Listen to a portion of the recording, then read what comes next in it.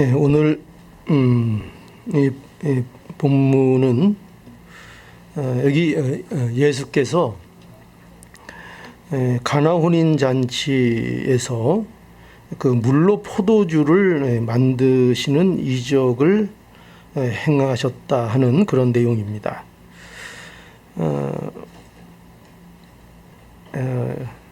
이 내용도 역시 예수님에 대한 말씀입니다. 이 본문이 무엇을 말하고 있는가? 이 가나 혼인 잔치의 내용을 통해서 그 성경은 우리에게 언제나 뭔가를 말씀해 주시는 거잖아요, 그죠? 근데 무엇을 말씀해 주시는가? 여기에서도 역시 예수 그리스도에 대해서 예수님이 누구신가? 예수님이 과연 이 세상에 오셔서 이 땅에서 이루려고 하시는 일이 무엇인가? 이 일을 이 가나 혼인 잔치를 통해서 이제 증거해 주시는 것입니다. 여러분, 그 예수님을 아는 게 무엇보다도 중요합니다. 여러분, 예수님을 아시죠? 예수님을 아십니까? 예수님을 알아야 합니다.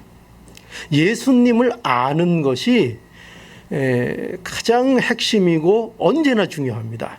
아니, 우리 기독교 신앙에 있어서 예수님을 아는 게 어떻게 보면 전부라고도 말할 수 있을 정도로 중요합니다. 예수님을 알아야 합니다.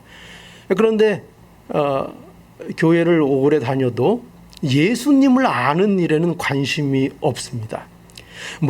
우리가 뭘 해야 되느냐, 무슨 봉사를 해야 되느냐, 어떤 일을 해야 되느냐, 또 우리가 어떻게 성공해야 되느냐, 이런 것들에 대해서는 관심을 가지면서 우리가 정작 정말 그 모든 일들을 통해서 알아야 하는 분, 예수님.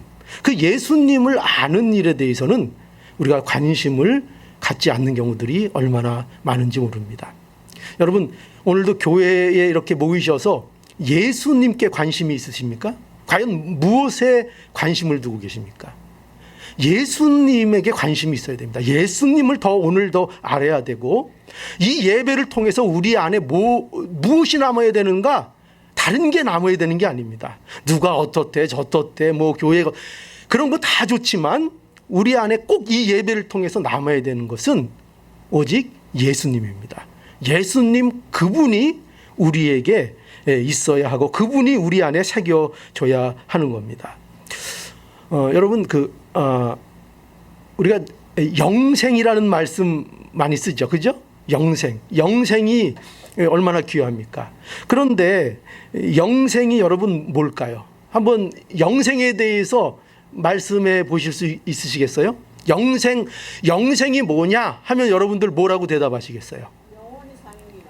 영원히 사는 게 영생입니다. 예, 그렇죠. 뒤에 더 중요한 것을 붙여주셨어요. 누구와 같이? 주님과 같이. 여러분, 우리가 누려야 될 영생은 그저 영원히 사는 것만을 얘기하는 게 아니에요. 모든 사람은 사실적으로 얘기하면 영원히 삽니다. 그런데 영원히 사는 장소가 틀릴 뿐이에요. 그렇죠? 여러분, 지옥 가면 죽습니까? 안 죽습니까? 지옥에서 영원히 삽니다. 지옥에서도 영생을 합니다. 그래서 성경에서 말하는 영생의 핵심은 뭐냐면 지금 권사님이 굉장히 중요한 것을 붙여주셨어요. 주 안에서. 권사님 아니십니까? 전 제 눈에는 권사님으로. 예. 주님, 주 안에서, 그러니까 주님과 함께 하는 것이 영생인 겁니다. 그러니까 우리가 이 땅에서도 영생을 누릴 수 있습니까? 없습니까? 이 땅에서도 영생을 우리는 맛보고 누립니다. 왜요? 예수 그리스도가 근본적으로 함께 해주시는 그것이 우리에게 영생이기 때문에 그렇습니다. 그래서 우리는 이 영생이 뭔지를 분명히 알아야 되는데 요한복음 16장 3절에 보면 이렇게 말씀하고 있어요. 영생은 곧 유일하신 하나님과 그의 보내신 자 예수 그리스도를 아는 것이니라. 영생을 놀랍게도 뭐라고 성경이 우리에게 말씀해 주고 계신가 하면은 아는 것이래요. 아는 것. 이 아는 것은 지식적으로 아는 걸 얘기하는 게 아니에요. 그게 아니라 이것은 관계를 얘기하는 거예요. 엄마와 아빠의 관계, 부부 관계, 자녀와 자식 간의 관계. 그 관계 있잖아요. 무슨 정보를 안다. 뭐 스포츠 스타가 뭐 키가 몇이고 생일이 언제고 그런 정보를 아는 차원이 아니라 관계를 맺고 있다는 것입니다. 끊을래야 끊을 수 없는 관계 아래 있다는 것, 그것을 안다 얘기하는 거예요. 우리가 예수 그리스도를 아는 것, 누구를 아는 것? 예수 그리스도를 아는 것, 그 그리스도를 보내주신 유일하신 하나님을 아는 것, 그리고 그의 보내신 바 예수 그리스도를 우리가 아는 것, 그 아는 것을 성경은 뭐라고 하고 있어요? 영생이라 이렇게 말씀하고 있는 거예요. 이 아는 것. 자, 그러니 예수님을 아는 것, 이것이 얼마나 중요한 일인지 모릅니다. 오늘 그래서 오늘 이 본문이요, 이 말씀이 바로 이 문제를 우리에게 말씀하고 있는 거예요. 예수님이 누구신가 하는데, 오늘 여기 본문 그 11절에 보면은요, 거기 11절에 보면 예수께서 이 처음 표적을 갈릴리 가나에서 행하여 이렇게 말씀하고 있죠. 여기 보면은 이 처음 표적이라는 단어가 등장해요. 표적. 이 표적이라고 하고 있는데, 이 표적이라는 것은 뭐를 얘기하는가? 쉽게 얘기하면 사인판을 얘기하는 거예요. 사인판은 어떤 일을 하는 거죠? 사인판은 뭡니까? 우리들 여기 교통 신호판 이런 것들이 있잖아요. 그죠? 어느 지역 이렇게 푯말이 있잖아요. 그 사인은 뭔가를 가르치기 위해서 있는 것이 사인입니다. 그러니까 여기 가나 혼인잔치가 뭐라고요? 예수님께서 첫 번째 행하신 표적이라는 거예요. 그러면 이 표적을 통해서 뭘 우리는 해야 되는 겁니까? 예수님이 참 놀라운 기적을 행하셨대. 글쎄 물로 포도주를 만드셨대. 신기해라. 그렇게 감탄만 하라는 겁니까? 아니죠. 그것을 통해서 누구를 보아야 한다는 거예요? 예수 그리스도. 예수님이 누구신가? 과연 예수님이 이 땅에 오셔서 우리를 위해서 무엇을 이루려고 이 땅에 오신 분인가? 그것을 이 표적을 통해서 알라는 것입니다. 이 손가락 끝만 보지 말고, 이렇게 가리키면 이것만 보지 말고 이 손가락이 어디를 가리키는가를 보라는 것입니다. 이 표적이, 이 가나 혼인 잔치가 누구를 가리키고 있어요? 예수님을 가리키고 있다는 것입니다. 예수님이 누구신가? 자, 그래서 이 일이 예수님을 이 물로 포도주를 변화시킨 이 일은요, 단지 신비한 기적이 아니고요, 예수님을 증거합니다. 그러면 예수님은 누구입니까? 오늘 이 말씀을 통해서 우리에게 어떤 예수님을 보여주십니까? 예수님은 바로 회복의 우리의 그리스도다 말씀하고 있습니다. 무엇을 회복시켜 주시는가? 인간이 누려야 될 참 기쁨을 회복시켜 주시는 우리의 그리스도이십니다. 여러분, 인간은요, 참 죄로 인해서 모두 좋은 것들을 사실상 상실해 버렸습니다. 상실했다는 건 잃어버렸다는 거죠. 예전에는 있었는데 그것을 잃어버린 자들이 되었습니다. 마치 무엇과 같으냐? 인간은 포도주가 떨어진 혼인잔치집처럼 되어버린 것입니다. 여러분, 유대 사회에서 이 포도주는 혼인잔치에 없으면 안 되는 것입니다. 유대인들에게 있어서 포도주는 무슨 상징일까요? 포도주는 기쁨의 상징이었습니다. 성경에는 포도주에 대해서 아주 부정적인 견해도 갖고 있습니다. 그러나 유대 사회에서 이 보통 포도주는 어떤 상징으로 쓰였는가 하면은 기쁨과 즐거움을 상징하는 것으로 이 포도주가 그들에게 애용되었습니다. 그래서 잔치 자리에서 이 포도주가 없으면 그 잔치가 성립이 안 되는 거예요. 근데 여기는 무슨 잔치예요? 기쁨을 대표적으로 표출하는 혼인잔치인 거죠. 그런데 그 혼인잔치에 그 혼인의 기쁨을 상징하는 뭐가 지금 떨어졌다는 거예요? 포도주가 떨어졌다는 것입니다. 이것은 우리에게 무엇을 말하는가? 잔치의 중단을 말하는 것입니다. 잔치가 더 이상 진행될 수가 없는 거예요. 이제 잔치는 끝나야 되는 거예요. 이제 모두 즐기고 모두 거기에서 누리던 것들을 이제 중단해야 되는 그런, 어떻게 보면 고갈되고 절망된 순간이 그들에게 온 것이었습니다. 여러분, 이것이 왜 중요한가 하면요, 이것을 통해서 우리는 우리의 인생이 이와 같다는 것을 보게 되는 것입니다. 우리에게 있어서 가장 비극의 시작은 어디일까요? 다른 게 아니에요. 하나님과의 단절입니다. 하나님과의 단절. 이것이 인간에게 있어서 가장 비참한 것이고, 죄의 근본이 뭐냐? 그것은 우리는 쉽게 죄를 어떤 행위에 국한하기 쉬운데, 죄는요 근본적으로 하나님과의 단절입니다. 하나님과의 끊어진 것입니다. 그 하나님과의 단절로 인하여 나오는 모든 증상들이 바로 우리가 범하는 죄의 모습들인 것입니다. 마치 감기의 증상처럼요. 그 바이러스 때문에 감기의 증상들이 있잖아요. 우리에게 왜 이런 죄들, 왜 우리에게 이런 어둠의 일들, 우리에게 이런 불행의 일들이 왜 있는가? 그 근본적인 문제가 뭔가? 마치 냉장고의 코드가 빼앗은 것처럼 우리가 하나님과의 관계에 단절이 있기 때문입니다. 이것이 모든 불행의 시작인 것입니다. 그래서 뭘 잃어버렸어요? 인간이 정말 누려야 하는 그 기쁨을 잃어버리게 되고, 낙이 없게 되고, 절망과 슬픔이 가득한 존재가 된 것입니다. 그야말로 여러분, 요새는 이런 말 잘하죠. 인간다움, 그죠? 우리가 인간다워야 된다. 성경은 우리에게 인간다움을 상실했다고 말하고 있는 것입니다. 인간다움이요. 인간다움이 뭘까요? 과연 인간다움 하니까 이거 왜 인본주의 그런 거 비슷한 거 아니냐? 이렇게 생각하기 쉽죠. 인간다움이라는 것은 그런 게 아니에요. 정말 성경이 말하는 인간다움은 하나님을 즐거워하는 인간의 모습입니다. 하나님으로 인하여 기뻐하는 것, 그것이 인간이 회복해야 될 인간다움의 아름다움인 거예요. 그것이 우리의 고결함인 거예요. 그것이 우리의 삶의 목적인 거예요. 그것이 우리의 삶의 가치인 것이에요. 그것을 회복해야 하는 것입니다. 그런데 이것을 죄로 인해서 인간들이 모두 상실하게 된 것입니다. 여러분, 인간답게 사시고 싶으세요? 어떻게 하면 될까요?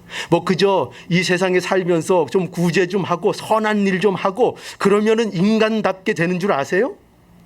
예, 물론 겉모습을 그런 것으로 치장할 수 있습니다. 그리고 그것을 폄하할 이유는 없습니다. 그런 일들은 우리에게 권해져야 되고 좋은 일입니다. 그러나 우리가 근본적으로 알아야 될 것은 뭐냐? 하나님과의 관계의 회복이라는 것을 우리는 알아야 합니다. 이것이 인간다움입니다. 하나님과 함께하는 것, 그러니까 하나님으로 즐거워하는 것, 이것이 바로 인간다움이라는 것을 우리는 알아야 합니다. 그런데 이 인간다움을요, 누가 회복해 주신다고요? 우리가 회복할 수 있다고요? 우리 스스로 열심히 하면 된다고요? 우리가 돌을 닦으면 된다고요? 산에 올라가서 우리가 마음을 평하게 하고 수련을 하고 이렇게 건강하게 앉아 있으면 된다고요? 그런 거로 되는 게 아니에요. 오직 누가 이 일을 이루신다고요? 예수 그리스도께서 우리 안에 이 회복을 이루어 주시는 것입니다. 예수님은요, 하나님의 아들이십니다.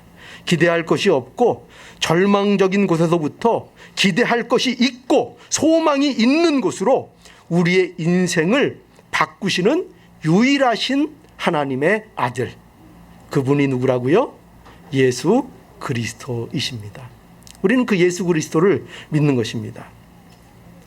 여러분, 그래서 예수 그리스도 안에서 그의 백성들을 하나님께서 회복시키시는 것입니다. 예수 그리스도 안에서 하시는 겁니다. 그러니까 우리는 여기에서 참 놀라운 거를 보게 되죠. 뭐냐면 하나님의 계획을 보게 되고요, 하나님의 의지를 보게 되는 겁니다. 의지가 뭐죠? 뭘 하겠다는 거죠. 뭘 이루어내겠다는 거죠. 우리에게 왜 희망이 있는 줄 아세요? 하나님께서 이 의지를 갖고 계시기 때문에 우리에게 희망이 있는 거예요. 하나님이 우리를 어떻게 하시겠다는 거예요? 예수 그리스도를 주시고 그 예수 그리스도 안에서 우리를 회복시켜 주시겠다는 하나님의 계획과 하나님의 의지와 하나님의 일하심이 있는 거예요. 그것 때문에 우리가 소망을 갖게 되는 것입니다. 오늘 이 말씀을 통해서 분명히 우리가 이거를 볼 수 있기를 바랍니다. 무엇을요? 하나님이 얼마나 우리를 살리시고 우리를 회복시키시고 우리에게 기쁨을 주시기 위해서 하나님이 일하고 계신가, 하나님이 열심을 내고 계신가, 그 하나님이 오늘도 이 시간에 역사하고 계시다는 이 놀라운 것을 우리가 보아야 한다는 것입니다. 이것을 우리가 알아야 돼요. 이것을 알아야 하는 것입니다. 자, 그래서 예수님은 누구인가? 우리가 이 본문 말씀을 통해서 어떤 예수님을 봐야 된다고요? 자, 이게 서론이에요. 이게 서론입니다. 자, 이 가나안 혼인 잔치를 통해서 누구를 우리는 만나야 된다고요? 자, 한번 얘기해 보시죠. 어떤 예수님? 주장님, 어떤 예수님? 그렇죠. 기쁨을 회복해 주시는 예수님. 예, 잘 정리하셨습니다. 기쁨을 회복하시는 바로 그 예수님 우리가 만나는 것입니다. 그런데 오늘 이 본문에 보면은요, 여기 예수님께서 이적을 행하시기 전에 좀 이상한 말씀을 어머니와 그 대화를 나누십니다. 여기 보면 한번 보죠. 어떻게 그 대화를 나누시는가? 3절부터 한번 볼까요? 3절. 포도주가 모자란지라 예수의 어머니가 예수에게 이르시되 저희에게 포도주가 없다 하니 예수께서 가라사대 여자여 나와 무슨 상관이 있나이까 내 때가 아직 이르지 못하였나이다. 예, 여기 보면은 예수님께서 예수님의 어머니께서 그 혼인 잔치에 포도주가 떨어진 것을 이제 누구에게 말씀드렸습니까? 이제 예수님에게 말씀을 드렸습니다. 왜 이런 말씀을 했을까요? 여러 가지 추측이 가능하겠죠. 이런 거겠죠. 한번 어떻게 해봐라. 그거겠죠. 그죠? 예수님께 아마 기대하시는 것이 있었을 것입니다. 그러자 이제 예수님께서 어떻게 대답을 하셨는가 하면은 4절에 보니까 여자여 나와 무슨 상관이 있나이까. 여러분 그 성경에는 여인이요. 아까 전도사님은 여인이요. 이렇게 이제 돼 있는데 제 성경은 이제 한글 개혁판이라 여기는 더 정난하게 여자여 이렇게 돼 있습니다. 여자여 나와 무슨 상관이 있나이까. 여러분 이 말씀을 딱 들으면은 예수님이 도대체 왜 이러시지? 그런 생각이 드시죠. 아니 예수님 내가 알고 있는 그 예수님 맞아? 그런 생각이 좀 드시죠. 어떻게 어머니에게 여자여 나와 무슨 상관이 있나이까 이렇게 말할 수 있는가? 근데 이제 학자들의 얘기로는 이 여자여 하는 이 표현이 그저 이렇게 아무렇게나 이렇게 무시하듯이 부르는 것이 아니라 아주 존중의 그 표현이라 이렇게들 이제 얘기를 합니다.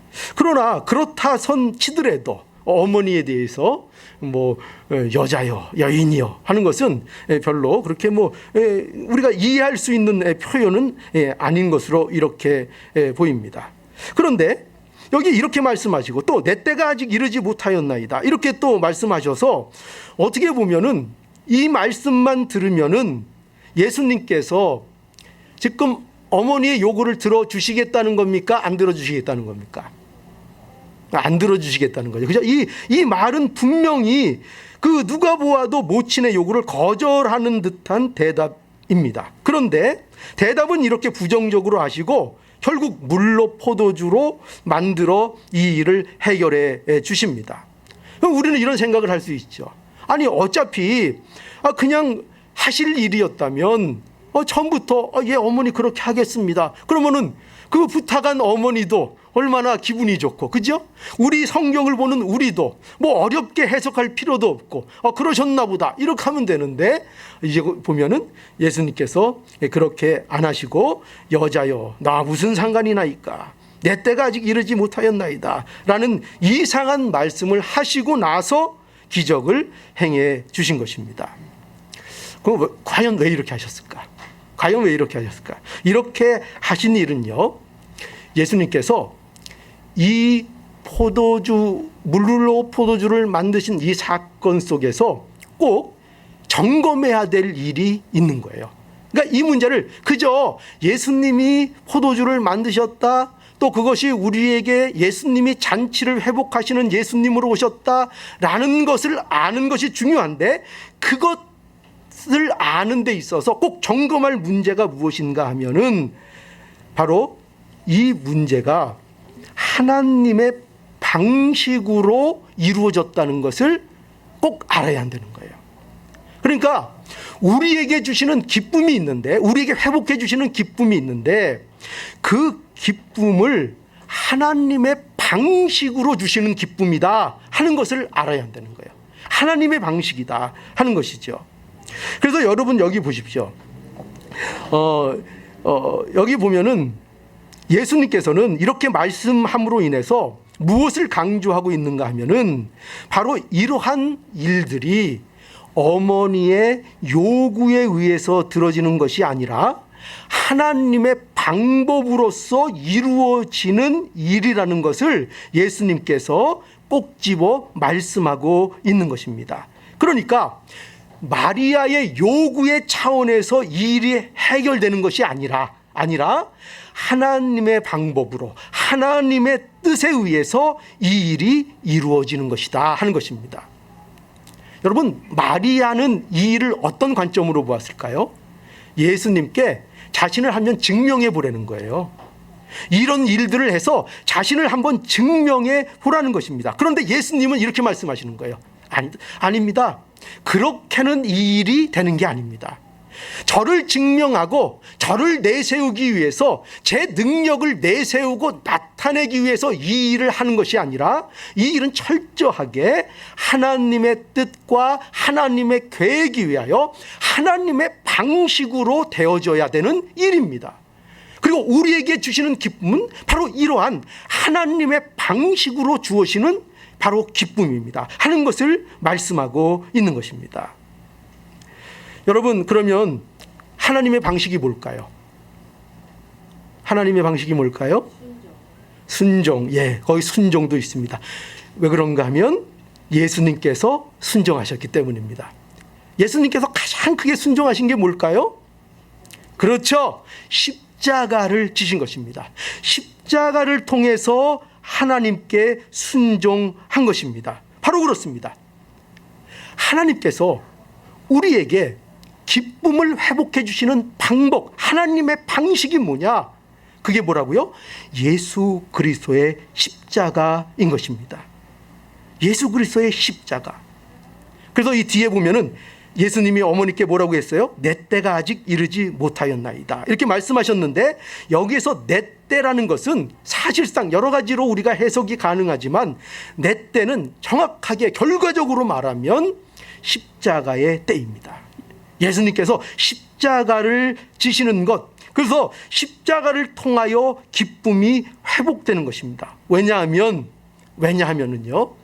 우리의 기쁨이라는 것은 죄의 해결이 없이는 해결되지 않는 기쁨이기 때문에 그렇습니다. 우리의 기쁨의 회복은요, 우리 안에 죄의 문제를 해결하지 않고는 그 기쁨을 회복할 수 없기 때문입니다. 그러니 그 일을 하기 위해서는 반드시 뭐가 필요해요? 예수님의 십자가가 필요한 것입니다. 그래서 언제나 우리가 십자가를 말하고 있는 것입니다. 우리는 십자가로 기쁨이 회복된다는 이 사실을 잊지 않아야 합니다. 그런데 마귀는요, 그럼 마귀의 시험은 뭐겠어요?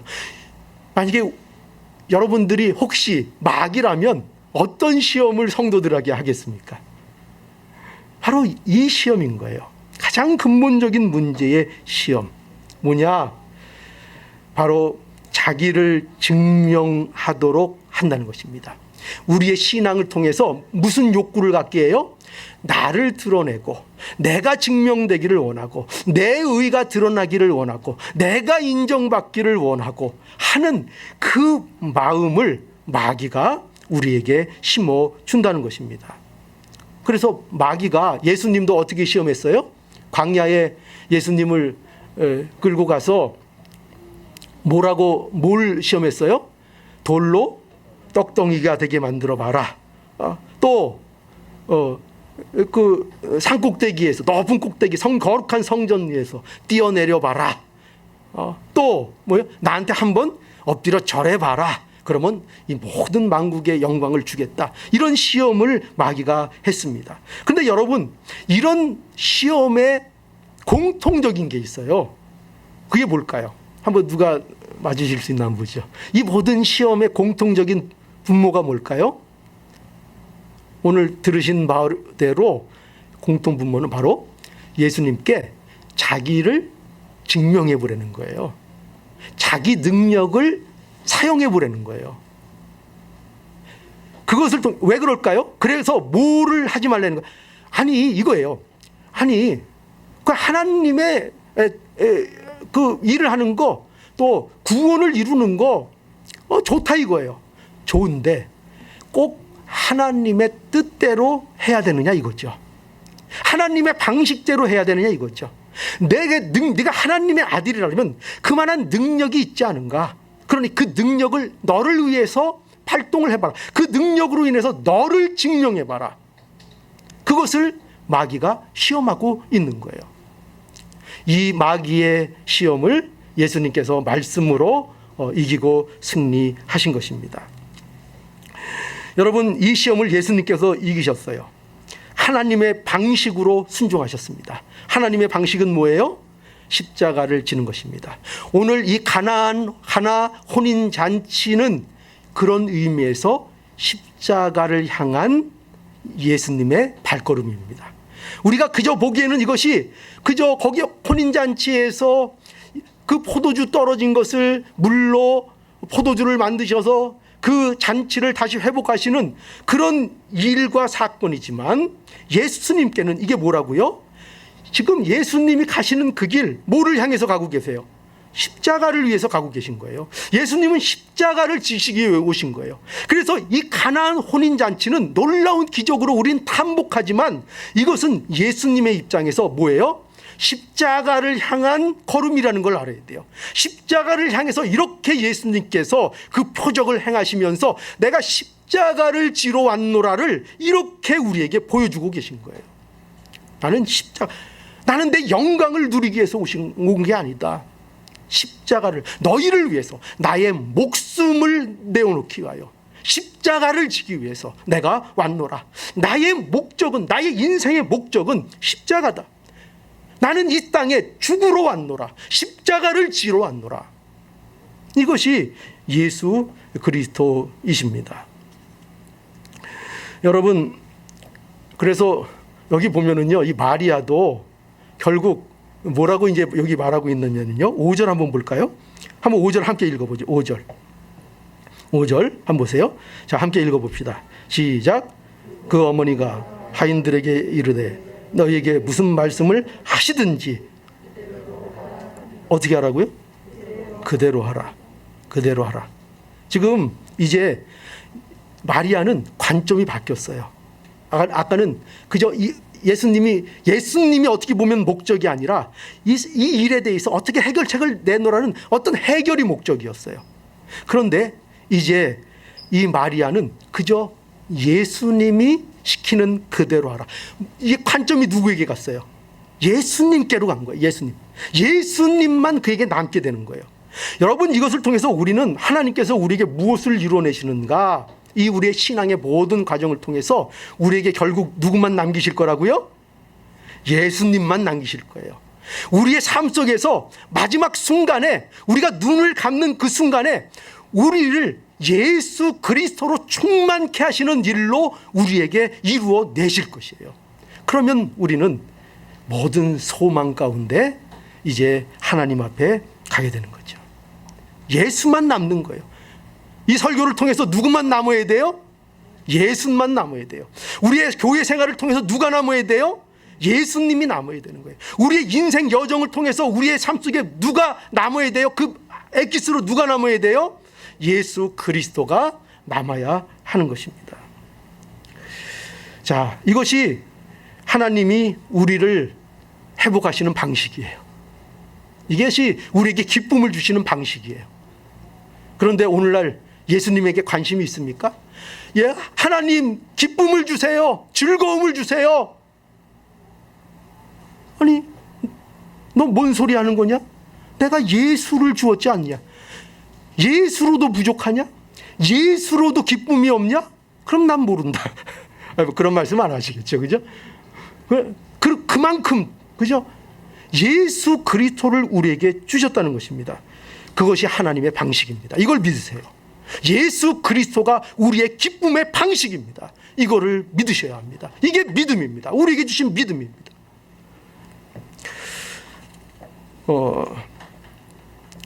오늘 근데 여기 보면은 또 하나 그 중요한 이제 내용이 있는데요. 이 그 기쁨이라는 것이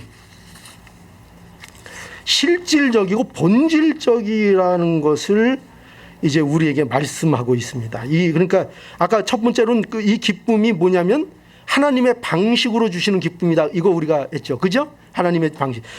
그리고 우리가 또 알아야 될 게 뭐냐면 이 기쁨은요, 실제적이란 맛이죠. 그리고 아주 본질적인 기쁨이다 하는 것입니다. 그러니까 우리 예수님으로 인하여 우리에게 회복된 기쁨은 뭐 세상의 어떤 기쁨처럼 뭐 허망한 것, 뭐 없어질 것, 쇠할 것 이런 것이 아니라 본질적이고 실질적인 기쁨이다 하는 것입니다. 그것을 이제 한번 오늘 본문에서 한번 우리가 보자고요. 5절에서 10절을 한번 보죠. 자, 5절에서 10절입니다. 우리 좀 많지만 함께 읽어볼까요? 5절에서부터 10절. 자, 5절부터 보십시오. 자, 시작. 그 어머니가 하인들에게 이르시되 너희에게 무슨 말씀을 하시든지 그대로 하라 하니라. 거기 유대인들의 결례를 따라 2-3통 드는 돌 항아리 6이 놓였는지라. 예수께서 저희에게 이르시되 항아리에 물을 채우라 하신즉 아구까지 채우니 이제는 떠서 연회장에게 갖다 주라 하심에 갖다 주었더니 연회장은 물로 된 포도주를 맛보고 어디서 났는지 알지 못하되 물도온 하인들은 알더라. 연회장이 신랑을 불러 말하되 사람마다 먼저 좋은 포도주를 내고 취한 후에 낮은 것을 내거늘 그대는 지금까지 좋은 포도주를 두었도다 하니라. 예, 아멘. 놀랍습니다. 여기 보면은 이제 그 예수님께서 그 기적을 행하신 그 어떤 절차가 이렇게 잘 기록되어 있는데 예수께서 돌 항아리에 물을 채우라고 이제 말씀하셨습니다. 그 유대 관습에는 그 남의 이렇게 집에 들어갈 때는 이제 손을 씻는 그런 관습이 있는데 왜냐하면은 부정하다고 생각을 하기 때문입니다. 그래서 그 부정한 것을 씻어내기 위해서 이제 손을 씻기 위해서 이제 항아리가 있고 물이 담겨 있고 이렇습니다. 그런데 그런 항아리에 이제 예수님께서 물을 떠서 채우라고 말씀하셨고 그리고 이제 하인더러 그 물을 떠서 연회장에게 갖다 주라. 연회장이라는 것은 그 잔치를 이제 주관하는 이제 대표 정도 되는 사람이죠. 갖다 주라 이렇게 했습니다. 그런데 이 연회장이 이 물로 된 포도주를 맛보고 신랑을 부른 겁니다. 왜 불렀을까요? 너무나 이게 자기는 처음 경험하는 일이기 때문에 이제 신랑을 왜 불렀습니다. 그러면서 뭐라고 했는가 하면은 10절에 보니까 말하되 사람마다 먼저 좋은 포도주를 내고 취한 후에 낮은 것을 내거늘 그대는 지금까지 좋은 포도주를 두었도다. 이렇게 지금 말씀하고 있는 것입니다. 여러분 여기 보면은 뭐 사람도 여러 등장하고요. 하인도 등장하고 연회장도 있고 신랑도 있고 또 물론 하객들도 있을 테지요. 그런데 이러한 일들, 이러한 과정들, 이러한 사람들의 등장을 통해서 여기 강조하는 거 하나가 있습니다. 하나. 이런 모든 배경들은 뭐 여러 가지로 또 해석이 뭐 할 수 있고 뭐 여러 가지를 교훈을 끌어낼 수 있지만 여기에서 강조하는 가장 중요한 것이 하나가 있습니다. 그것이 뭐냐면 그것은 이겁니다. 이 변화가 진짜다. 이 일은 진짜다. 진짜다. 이겁니다. 한마디로 이 모든 일들이 무엇을 우리에게 강조해서 목도하도록 하겠느냐면은 물로 포도주를 만든 이 사건은 실질적이고 본질적이고 실제로 일어난 일이다. 이 많은 증인들을 보라. 하인도 보고 연회장도 보고 그들의 말을 듣고 이 모든 것을 통해서 뭐를 확인시켜주고 있어요? 아니 세상에 흉내만 낸 게 아니고 그저 비슷한 걸 만들어낸 게 아니고 처음 포도주보다 어떻다고요? 더 품질이 좋은 포도주가 아니냐, 이렇게 증거되고 있는 것을 보게 되는 것입니다. 여러분, 이것은요 바로 이 물이 포도주로 변한 것이 무슨 착각도 아니고 무슨 조작도 아니고 실제로 일어난 변화라는 것을 말씀하고 있는 것입니다. 여러분, 우리는 이거를 명심해야 합니다. 하나님이 예수 안에서 우리에게 주시는 기쁨은요 속임수가 아닙니다. 이건 속임수가 아닙니다. 허망한 것도 아닙니다. 눈 가리고 아웅하는 것도 아닙니다. 여러분 기뻐하세요 강요하는 것도 아닙니다. 이 기쁨은 본질이 변함으로 나타나는 기쁨인 것입니다. 뜬구름과 같은 기쁨이 아닙니다. 이 기쁨은 실제적인 기쁨입니다. 이 기쁨은 본질의 변화로부터 나오는 기쁨입니다. 진짜라는 거예요. 그걸 우리에게 강조하고 있는 거예요. 진짜다. 이 변화는 진짜다. 우리에게 일어나고 있는 일은 진짜다. 우리에게 일어나는 기쁨은 진짜다. 이 세상은 뺏을 수 없는 진짜 기쁨이다. 이 기쁨이 우리의 것입니다. 이 기쁨을 주신다는 거예요. 그래서요 바울이 변했죠. 성경에서 변한 사람 대표적으로 뽑자면 바울이 변했습니다. 빌립보서 3장 8절에 보면 또한 모든 것을 해로 여김은 내 주 그리스도 예수를 아는 지식이 가장 고상함을 인함이라. 내가 그를 위하여 모든 것을 버리고 배설물로 여김은. 사도 바울은요 자신의 의가 되는 것들을 뭐로 지금 여긴다고요? 배설물로 여긴다고요. 지금까지 자기가 의지했던 것, 여러분 바울은요 대단한 사람이었습니다. 그에게 있어서 인간적으로 자랑할 것은 정말 셀 수 없을 정도로 그야말로 그 시대의 엘리트 중에 엘리트였습니다. 그 세상 것들을 의지하고 얼마든지 편하게 살 수 있었던 사람이었습니다. 그러나 그가 그 자신의 의의를, 자신의 자리를, 자신이 지금까지 쌓아왔던 것을 의지하지 않는다고 이제 말하고 있는 것입니다. 그게 이제 내게 필요 없다는 것이 아니라 내가 그것을 이제는 의지하지 않는다. 내가 정말 의지하고 그것은 비록 나의 삶에 도움이 되는 면이 있을지라도 그것으로 인하여 내가 하나님의 나라를 경험할 수는 없다. 오직 예수 그리스도로 인하여 나는 만족한다 이거죠. 하나님을 아는 지식이 내게 가장 고상함으로 그 모든 것들은 마치 배설물과 같다 고백하고 있는 것입니다. 그러면서 자기를 뭐라 그랬어요? 나는 죄인 중에 괴수라. 그죠? 죄인 중에 괴수라. 여러분 예수 그리스도를 알면은 이게 이 고백이 되는 거예요. 나는 죄인 중에 괴수라. 예수를 믿으면 우리 자신이 얼마나 심각한 죄에 오염되어 있었다는 것을 알게 되는 것입니다. 내 안에서 이것을 보게 되는 것입니다. 그래서 어떻게 됩니까? 그래서 변하는 거예요. 그걸 보고 변합니다. 뭐가 변해요? 그의 생각이 변하고 그의 가치가 변하고 그의 삶의 방향이 변하는 겁니다. 물론 그 안에 아직도 부족한 게 있습니다. 아직도 그 안에 부패함이 있습니다. 그러나 그 부패함, 그 죄악된 것들을 미워하는 마음의 방향성이 생깁니다.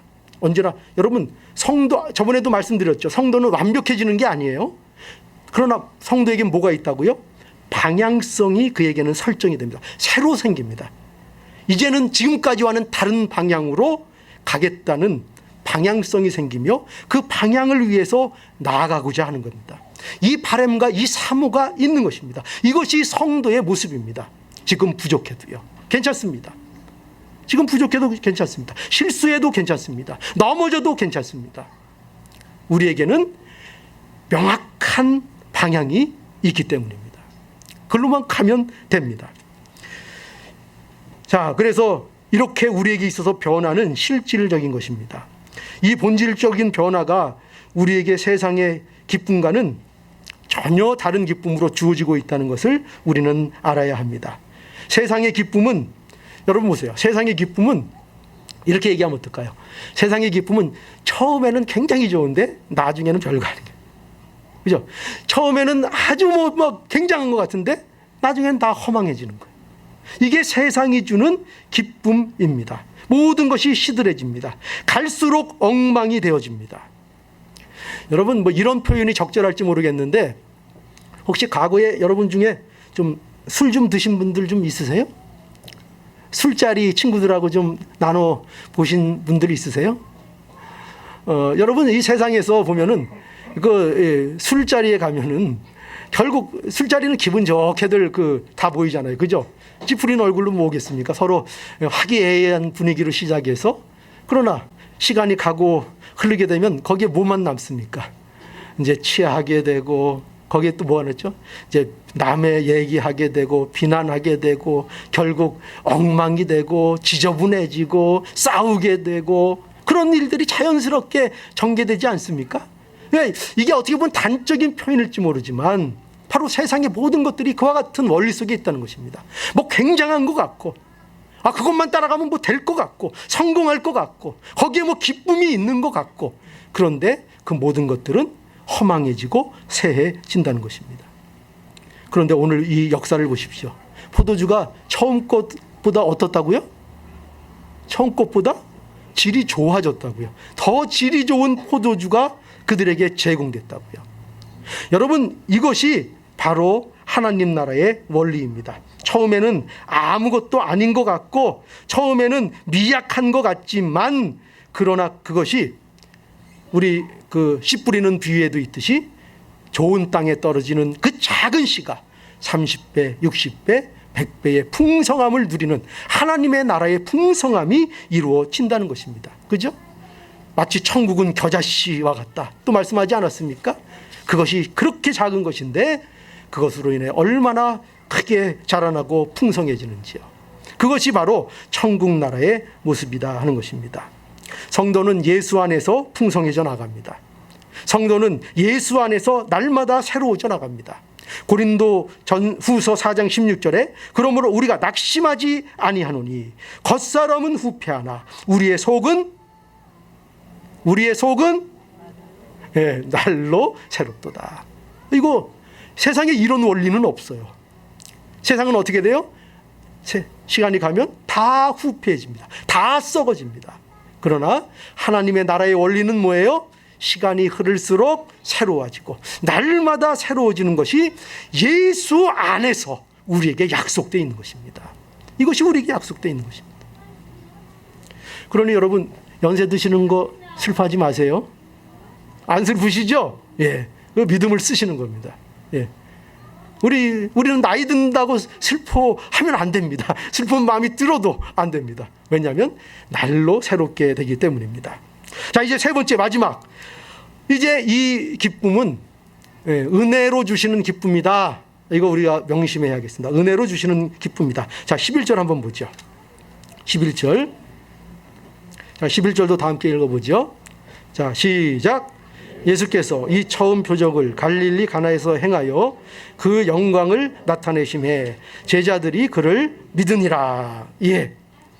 자, 여기 보면은 예수께서 이 혼인잔치에서 물로 포도주를 만드시는 이적을 통해서 이렇게 지금 자신을 나타내셨는데, 여기 보면은 이것이 처음 표적이라고 말씀하고 있습니다. 이 표적을 통해서 하나님의 아들의 영광을 나타내신 것입니다. 그런데 이것을 보고 누가 믿었는가? 누가 믿었다고 되어 있어요?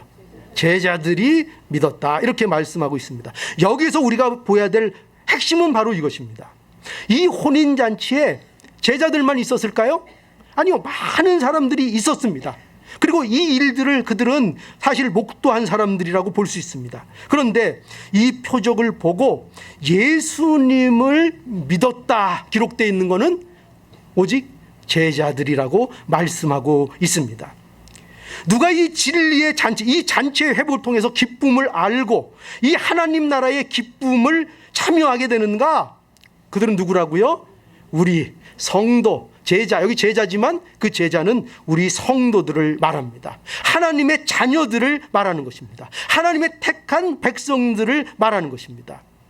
여러분, 결코 표적을 본다고 모두 예수님을 믿는 게 아니에요. 결코 그렇지 않습니다. 뭐 기적이 일어나면 나한테 기적을 보여주시면 제가 믿겠습니다? 아니요. 표적을 본다고 다 믿는 게 아니에요. 다 표적을 봐도 그 중에 어떤 사람들이 있다고요? 보지 못하는 사람이 있고 또 이 제자들처럼 그 표적을 통해서 하나님의 영광을 보고 예수 그리스도를 믿는 그 가운데 나가게 되는 것입니다. 그래서 여러분, 우리는 이거를 이제 알아야 합니다. 예수를 믿는다는 것은 우리 본성으로는 불가능합니다. 그렇죠? 우리는 예수를 믿을 수 있는 존재가 아니에요. 우리는 예수를 선택할 수 있는 자들이 아니에요. 우리가 예수님이 좋네, 예수님 나 믿어야지, 우리가 예수님을 선택해낼 수 있다고 착각하지 마세요. 우리는 예수님을 선택할 수 있는 존재가 아닙니다.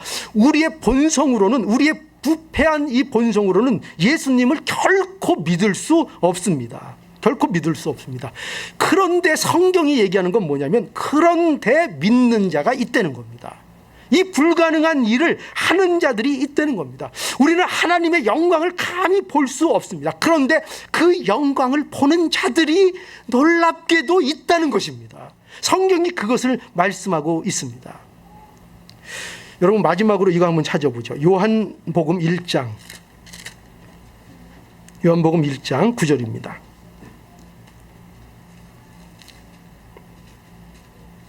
요한복음 1장 9절. 참빛 곧 세상에 와서 각 사람에게 비치는 빛이 있었나니 그가 세상에 계셨으며 세상은 그로 말미암아 지은 바 되었으되 세상이 그를 알지 못하였고 자기 땅에 오매 자기 백성이 영접지 아니하였으나. 자, 보세요. 이스라엘, 그렇게 예수님을, 그리스도를 앙망하고 기다리던 그들도 예수님이 막상 오시자 어떻게 했어요? 안 믿었어요. 거부했어요. 배척했어요. 그러면 이방인인 우리는 어떻겠습니까? 우리가 믿는다는 것이 가능하겠습니까? 불가능한 거예요. 우리는 믿을 수 없는 존재인 거예요. 그런데 자, 12절. 영접하는 자, 곧 그 이름을 믿는 자들에게는 하나님의 자녀가 되는 권세를 주셨다. 영접하는 자가 있다는 거예요. 영접하는 자, 그 이름을 믿는 자들에게는 하나님의 자녀가 되는 권세를 주셨으니. 그런데 이 불가능한 일이 어떻게 이루어지는가? 13절. 이는 혈통으로나 육정으로나 사람의 뜻으로 난지 아니하고 오직 하나님께로서 난 자들이니라. 어떻게 가능하다고요? 하나님의 은혜로. 그죠? 하나님의 은혜로 하나님의 자녀들을 부르셔서 하나님의 백성 삼아 주신다는 것입니다. 우리는 할 수 없는데 하나님께서 이루어 주신다는 것입니다. 하나님의 은혜로 우리가 이 자리에 있는 것입니다. 여러분, 그러니 우리가 누리는 이 기쁨은요, 우리가 만들어낼 수 있는 기쁨이 아닙니다. 하나님이 은혜로 그의 백성에게 주시는 기쁨이라는 것을 우리는 오늘도 기억해야 할 것입니다. 우리는 나 같은 죄인에게 어떻게 이러한 기쁨을 회복해 주셨는가 하는 이 일에 대하여 우리는 입이 10개, 아니 입이 10,000개라도 할 말이 없습니다. 어떻게 나 같은 죄인을, 우리는 누구보다도 나를 잘 압니다. 내 속을 잘 압니다. 내 안에 무엇이 있는지를 잘 압니다. 어떻게, 그러면 여러분 당연히 이 생각이 드셔야죠. 내가 어떻게 하나님의 자녀가 될 수 있지? 그런 일이 나에게 어떻게 가능하지? 나는 내가 아무리 생각해도 지옥을 10,000,000번 가도 부족한데 어떻게 하나님이 나에게 구원을 주시는가? 하나님의 은혜인 것입니다. 우리에게 그 조건이 아무것도 없습니다. 너무나도 기가 막힌 일입니다. 이 기쁨을 우리에게 주신 것입니다. 은혜로 주신 기쁨. 우리의 기쁨은 뭐로 주셨다고요? 이 기쁨, 이 빼앗길 수 없는 이 기쁨 우리가 만들어냈다고요? 여러분들이 만들어낸 기쁨은 곧 사라질 겁니다. 곧 사라질 겁니다. 그게 어떤 기쁨이 됐든 여러분 인생 속에서 사라질 것입니다. 그러나 하나님이 주신 기쁨은 우리에게 영원한 기쁨이 될 것입니다. 은혜로 주신 기쁨. 이것이 우리의 기쁨입니다. 자, 오늘 우리는 가나 혼인잔치를 통해서 물로 포도주를 만드신 이 이적의 사건을 통해서 우리의 기쁨을 회복하시는 하나님의 의지와 일하심을 우리가 생각해 보았습니다. 오늘 이 일하심이 예수 그리스도 안에서 우리 모두에게 역사할 수 있기를 바랍니다. 그러니 오늘도 예수 그리스도 안에서 날마다 이 잔치의 회복이 있기를 바랍니다. 오늘도 이 잔치의 회복이 날마다 이 교회에서도 또 우리의 삶 속에서도 가정에서도 이 잔치의 회복이 이루어져서 이 예수 그리스도 안에서만 주시는 이 기쁨이 우리의 삶에 충만한 기쁨으로 넘칠 수 있기를 오늘 이 말씀을 통해서 간절히 축원합니다.